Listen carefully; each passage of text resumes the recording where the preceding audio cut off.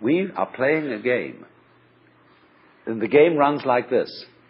The only thing you really know is what you can put into words. Let's suppose I love some girl rapturously. And somebody says to me, would you really love her? Well, how am I going to prove this? Well, say, write poetry. Tell us all how much you love her. Then we'll believe you. So if I'm an artist and I can put this into words and convince everybody that I've written the most ecstatic love letters ever written, they say, all right, okay, we'll admit it. You really do love her. But supposing you're not very articulate, are we going to tell you you don't love her? Surely not. You don't have to be Heloise and Abelard to be in love. So, the whole game that our culture is playing is that nothing really happens unless it's in the newspaper. So when we're at a party, and there's a great party, somebody said, it's too bad there wasn't a tape recorder. And so our children begin to feel that they don't exist authentically unless they get their names in the papers. And the fastest way of getting your name in the papers is to commit a crime. And then you'll be photographed, then you'll appear in court, and everybody will notice you. It really happened if it was recorded. In other words, if you shout and there doesn't come back an echo, it didn't happen. Well, that's a real hang-up. It's true, there's fun with echoes. We all like singing in the bathtub because there's more resonance there. And when we play a musical instrument like a violin or a cello, it has a sounding box because that gives resonance to the sound. And in the same way, the cortex of the human brain enables us, when we are happy, to know that we are happy. And that gives a certain resonance to it. If you're happy and you don't know you're happy, there's nobody home. But this is the whole problem for us.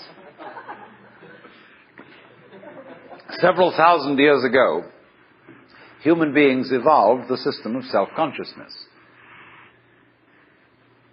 And they knew. There was a young man who said, though, it seems that I know that I know. What I would like to see is the eye that knows me when I know that I know that I know. You see? And this is the human problem. We know that we know. And so there came a point in our evolution when we didn't guide life by just trusting our instincts. And had to think about it. And had to purposely arrange and discipline and push our lives around in accordance with foresight and words and systems of symbols, accountancy, calculation, and so on. And then we worry. Once you start thinking about things, you worry as to whether you've thought enough. Did you really take all the details into consideration? Was every fact properly reviewed? And by Jove, the more you think about it, the more you realize that you really couldn't take everything into consideration, because all the variables in any human decision are incalculable. So you get anxiety. And this, though, also, this is the price you pay for knowing that you know, for being able to think about thinking, to feel about feeling. And so you're in this funny position. Now then, do you see that this is simultaneously an advantage and a terrible disadvantage? What has happened here is that by having a certain kind of consciousness, a certain kind of reflexive consciousness, being aware of being aware, being able to represent what goes on fundamentally in terms of a system of symbols, such as words, such as numbers.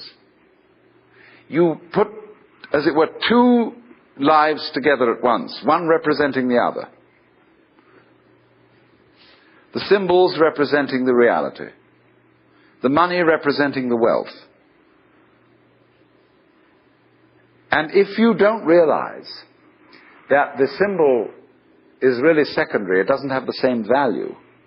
You know, people go to the supermarket and they get a whole cartload of goodies and they drive it through, and then the clerk fixes up the counter and this long tape comes out. And you say, $30, please. And everybody feels depressed. Because they give away $30 worth of paper, but they've got a cartload of goodies. They don't think about that. They think they just lost $30. But you've got the real wealth in the cart. All you parted with was the paper. Because the paper in our system becomes more valuable than the wealth. It represents power, potentiality. Whereas the wealth, you think, oh, well,